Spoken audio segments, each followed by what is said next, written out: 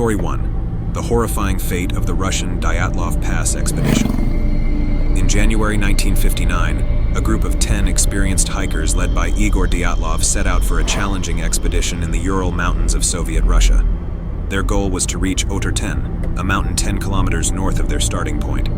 However, the journey turned into a terrifying and mysterious tragedy that has haunted researchers and enthusiasts for decades. The group, consisting of 8 men and 2 women, all in their early 20s and members of the Ural Polytechnical Institute, began their trek on January 27th. One member, Yuri Yudin, fell ill and turned back, a decision that would save his life. The remaining 9 continued their journey, unaware of the fate that awaited them. On February 1st, the group set up camp on the slopes of Kholat Syakhl, also known as Dead Mountain. This would be their final campsite. When the group failed to return on the expected date, a search party was dispatched. On February 26th, rescuers found the hikers' abandoned tent, bizarrely cut open from the inside. The scene that greeted them was beyond comprehension. The tent was empty, and the hikers' belongings, including their shoes, were left behind. Following tracks in the snow, searchers discovered the first 2 bodies, those of Yuri Doroshenko and Yuri Krivonishenko, near the edge of a forest about 1.5 kilometers from the camp. They were dressed only in their underwear, suggesting they had fled the tent in a state of panic. Further into the forest, the bodies of Dyatlov, Zinaida Kolmogorova, and Rustem Slobodin were found at intervals, as if they had been trying to return to the tent. All showed signs of hypothermia. It took 2 more months to locate the remaining 4 hikers. They were found in a ravine deeper in the woods, and their condition only deepened the mystery. Nikolai Thibaut Brignol was found with a crushed skull, and Lyudmila Dubinina and Semyon Zolotaryov had severe chest fractures akin to a car crash, yet their bodies showed no external wounds. Dubinina was also missing her tongue, eyes, and parts of her lips. The injuries baffled experts as they couldn't be easily explained by natural forces or human interaction. The official investigation concluded that the group members had died due to a compelling natural force, but this explanation satisfied no one. Theories have ranged from an avalanche to secret military tests, and even to extraterrestrial involvement. However, no theory has fully explained the sheer oddity and brutality of their deaths. In 2019, Russian authorities reopened the case, attributing the deaths to an avalanche combined with a subsequent attempt by the hikers to flee the tent. Yet, many inconsistencies remain. Why was the tent cut from the inside? Why did the hikers leave without adequate clothing? How did some sustain such grievous injuries without external trauma? The Dyatlov Pass incident remains one of the most chilling and perplexing mysteries of the 20th century, a tragic tale of young lives lost under inexplicable circumstances. Story 2.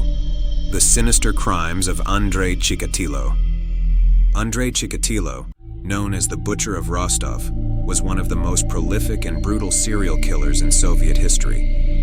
His reign of terror spanned from 1978 to 1990, during which he committed horrific acts of violence against at least 52 victims, primarily women and children. Chikatilo was born in 1936 in a small Ukrainian village during a time of severe famine. His early life was marked by hardship and deprivation, experiences that would shape his troubled psyche.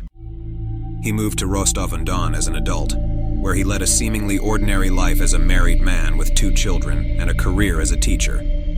However, beneath this facade lay a deeply disturbed individual with a violent and sadistic nature. Chikatilo's first known murder occurred in 1978, when he lured a 9-year-old girl, Yelena Zakotnova, into an abandoned house and brutally killed her.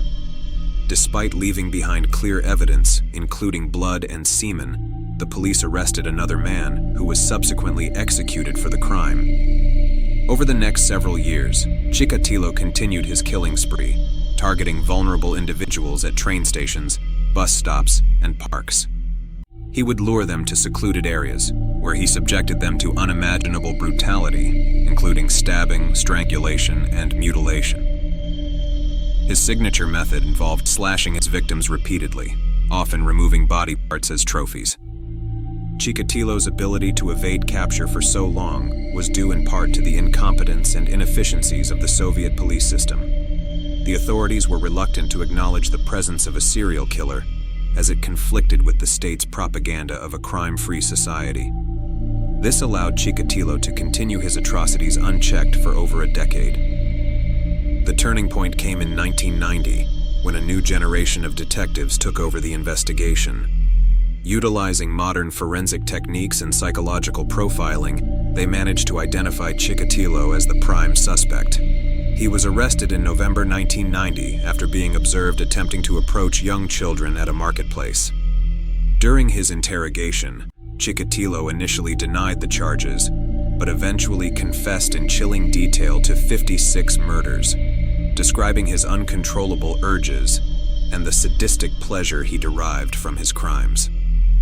His trial in 1992 was a media sensation, drawing widespread attention and revulsion. Chikatilo was often erratic and unrepentant, displaying his madness openly in court.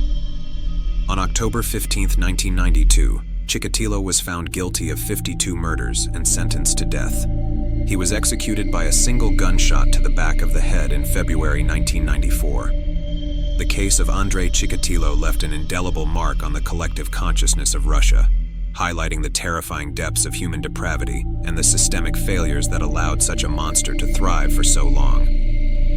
Chikatilo's legacy is a haunting reminder of the evil that can lurk behind a seemingly benign exterior, and the importance of vigilance, justice, and the continual improvement of law enforcement practices to prevent such horrors from recurring.